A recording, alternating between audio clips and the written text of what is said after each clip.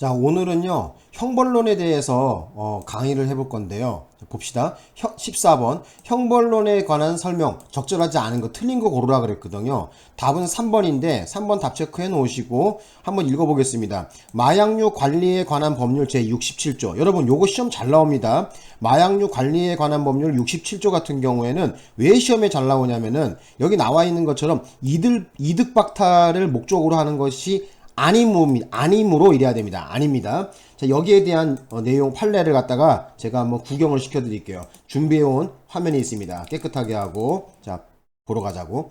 자, 여기 보시면요. 마약류 관리에 관한 법률 제67조에 의한 몰수나 추징은 범죄 행위로 인한 이득 박탈의 목적으로 하는 것이 아니라고 했잖아요. 아예 명기해놨단 말이야. 그럼 뭐 어떤 것이 목적이냐, 어떤 거냐. 여기 뒤에 나와 있죠. 징벌적 처분 임무로 이렇게 나와 있어요. 그래서 알아두실 것은 마약류 관리에 관한 법률 제67조는 뭐다?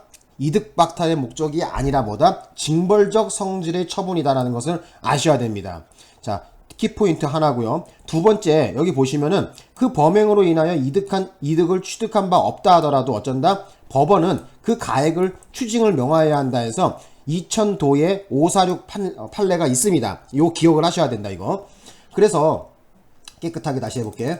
깨끗하게 해보고 또 하나 추가적으로 알아두실 것은 뭐냐면은 이때 수수한 의약품, 희로뽕이죠. 가액 전액을 추징하면 되는 것이지 직접 투약한 부분에 대한 가액은 별도 추징은 불가능하다. 요것도 좀 알아두셔. 요 부분이 요 판례가 시험에서 많이 나왔거든요. 근데 여러분들은 시험에 나오고 나 같은 경우에는 어느 시행처에서 언제 시험에 나왔다는 거 항상 적어 놓거든요. 그래서 시험에 강약을 전 조절할 수가 있어요. 근데 여러분 같은 경우에는 이거 제대로 언제 얼마큼 중요한지 잘 모르는 것 같아요. 지금 몇 번 나왔니? 하나, 둘, 셋, 넷, 다섯 번이나 시험에 나왔단 말이야. 그렇다는 얘기는 뭐야? 최근 시험에 이렇게 많이 나왔다는 거는 요거 시험 나온다는 얘기죠. 자주 나온다는 거죠. 알아두셔야 돼요. 그러니까. 되셨나? 다시 한번 정리 좀 해볼게요. 자, 다시 한번 알아봅시다. 여기 보시면은 마약류 관리에 관한 법률 제67조는 어쩐다는 거야? 자, 이득 박탈을 목적으로 하는 것이 아니라 징벌적 성질의 처분이다. 그래서 어쩐다는 거야? 비록 그 범행으로 인해서 이득을 취득한 바 없더라도 법원은 그 가액을 추징을 한다는 것을 알아두셔야 돼요. 되셨죠? 자, 그 다음에 이제 뽕 맞은 거에 대해서 한번 얘기해 보자고. 뽕 맞은 거. 그래서 여기에 보시면은 또 뭐라 나왔냐면은 수수한 의약품, 희로뽕 가액 전액을 추징하면 되는 것이지 직접 그 맞은 거 있잖아요. 뽕 맞은 거, 주사기에다가 몸에다가 투약한 거. 그 부분에 대해서 별도로 추징은 불가능하다는 거야. 요것도 같이 알아두셔.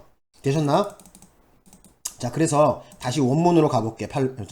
문제 원문으로 가면은 여기 나와 있는데 이건 어떻게 틀린 거야? 마약류 관리에 관한 법률 제67조에 의한 몰수나 추징은 범죄 행위로 인하여 말이 꼬이네. 이득의 박탈을 목적으로 하는 것이 아니므로 이렇게 해야 돼요. 아니므로. 되셨나요? 예. 그래서 여기 꼬랑지에 보면은 그 범행으로 인하여 취득한 바 없다 하더라도 법원은 그 가액을 추징하여야 한다 이랬어요. 의무란 말이야. 의무. 할 수 있다도 아니야. 이거 똑바로 보셔야 돼. 예, 추징을 명하여야 한다 이랬어. 다시 한번 가서 볼까? 자, 여기 이렇게 나와 있잖아. 그죠? 예. 보시면 그 가액을 추징을 명하여야 한다. 의무죠. 그죠? 의무로 나와 있어요. 할 수 있다가 아니라 한다 이렇게 나와 있어요. 그래서 그것도 같이 알아두셔. 꼬랑지에 요 말 바꿔갖고도 나와. 되셨나? 그래서 정답 몇 번? 3번 하시면 되고요. 자, 그 다음에 또 한번 보자고. 정답이 아닌 것도 보자. 동그라미 1번에 보시면은 과료는 판결 확정일로부터 30일 이내에 납입하여야 하며 과료를 납입하지 아니한 자는 1일 이상 30일 미만의 기간 노역장에 유치하여 작업에 복무하게 한다 이렇게 나와 있는데 그렇죠. 맞는 얘기죠. 그죠? 자, 여기에 대한 얘기를 좀 해봅시다. 또 깨끗하게 해보고 여러분들이 아셔야 되는 게 뭐냐면은 과료가 됐던 벌금이 됐던 무조건 안 내고 배째라 난 모른다 이래서는 안 되는 거야. 그 이유가 뭐냐면은 과료나 벌금을 안 내게 되면은 노역장에 끌고 갑니다. 그죠? 빵에 끌고 가갖고 노역장에서 그 작업을 복무하게 만드는데 이 경우에 과료 같은 경우에는 1일 이상 30일 미만의 기간이고요. 하나 더 추가적으로 좀 알아두실 것은 만약에 벌금이라고 봅시다. 벌금 같은 경우에는 우리 형법 제169조에 뭐라고 나와 있냐면은 2항에 벌금을 납입하지 아니한 자는 어쩐다는 거야? 1일 이상 3년 이하를 알아두십시오. 그래서 1일 이상, 그죠? 1일 이상 3년 이하를 작업장에 노가다를 뛰게 할 수 있어요. 거기다 좀 적어 놓으실래? 제가 여기다 적어 볼까? 깨끗하게 하고, 자, 여기다 정리해 보자. 자, 어쩐다는 거야? 자, 여기다 적어 볼게. 만약에 벌금 같은 경우는 어쩐다는 거야? 1일 이상 3년 이하. 자, 여기다가 만약에 벌금을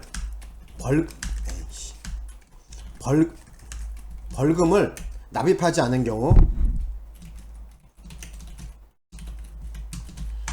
벌금을 납입하지 않은 경우에는 1일 이상, 하루 이상 3년 이하.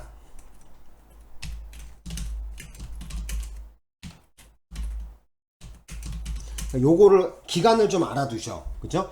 그래서 1일 이상 3년 이하, 3년까지 연으로 가버려. 그죠? 그래서 좀 기억하십시오. 그래서 1일 이상 3년 이하를 갖다가, 그죠? 1일 이상 3년 이하. 시험에서 나오는 것은 어떻게 옛날에 나온 바가 있었냐면은, 자, 1개월이라고 나와 있어요. 자,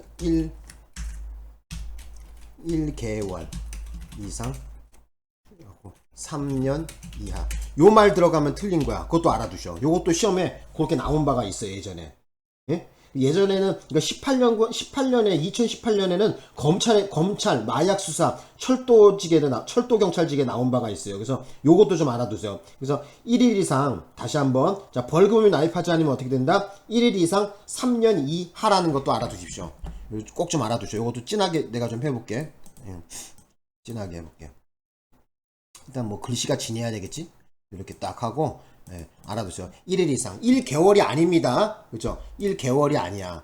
다시 한번. 벌금을 납입하지 않은 경우에 얼마? 하루 이상 3년 이하를 갖다가 노역장에 유치를 명해서 노가다를 뛰게 할 수가 있어요. 작업을 시킬 수가 있다는 거예요. 되셨나? 네. 그래서 벌금 안 내고 배째라 이거 있을 수가 없는 거야. 자, 그 다음에 다시 문제로 가보자. 그래서 같이 알아두시면 될 것 같고, 그래서 여기 나와 있는 것처럼, 자, 이거는 벌금이 아니라 과료죠. 그래서 과료 같은 경우에는 1일 이상 얼마? 그 30일 미만, 그죠? 노역장에 유치해서 복무하게 할 수가 있다. 오케이, 맞는 얘기. 동그라미 2번 보자. 행위자에게 유죄의 재판을 아니할 때에도 몰수의 요건이 있는 때에는 몰수만 선고할 수 있지만, 여기까지는 맞는 얘기야. 자, 우리 법제상 공소제기 없이 별도의 몰수만을 선고하는 제도를 마련되어 있지 않다. 이것도 맞습니다. 그래서 지금 유죄의 재판을 하지 않은 경우 있잖아요. 그죠?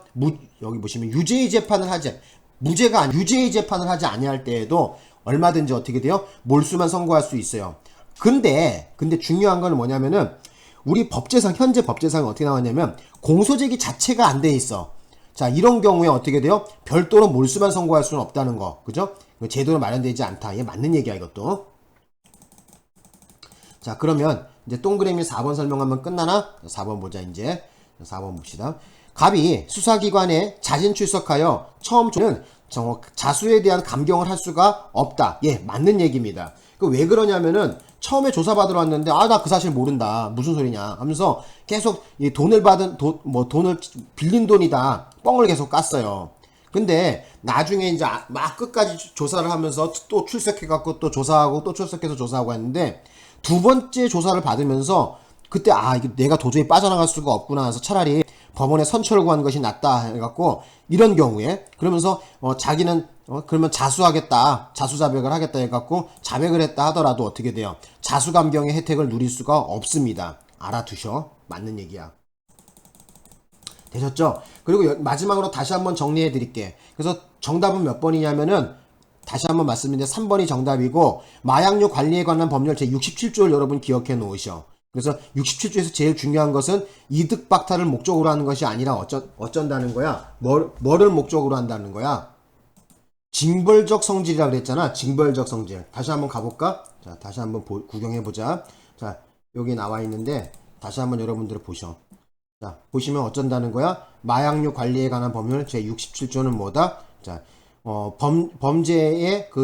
범죄로 인한 이득 박탈을 목적으로 하는 것이 아니라 징벌적 성질의 처분이라는 거. 이거 꼭 좀 명심히 좀 해두셔. 징벌적 성질의 처분이다. 그래서 그 범죄 행위로 인해서 취득한 것이 없다 하더라도 법원은 그 가액을 추징할 수 있다는 거. 그죠? 추징해야 한다. 할 수 있다도 하니까 한다. 아예 의무조항으로 나와 있어. 판례 번호는 2000도에 546, 2000도에 546입니다. 검색해봐. 전부 다. 되셨나? 예. 자, 그러면 여기까지 하고 수업을 마치겠습니다.